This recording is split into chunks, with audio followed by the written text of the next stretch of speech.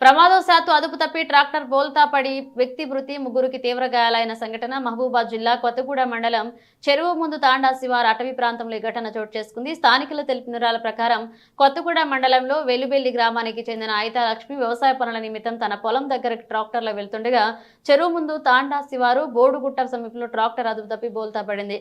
Tractor పైన ఉన్న driver తప్పించుకోగా trolley బోల్తా పడడంతో ముగ్గురు వ్యక్తులు ట్రాక్టర్ పై దూకారు. లక్ష్మి ట్రాక్టర్ ట్రాలీకి చెట్టుకు మధ్యలో ఇరుక్కుపోవడం అక్కడికక్కడే మృతి చెందింది. మృతురాలికి ఒక కుమారుడు ఉన్నాడు.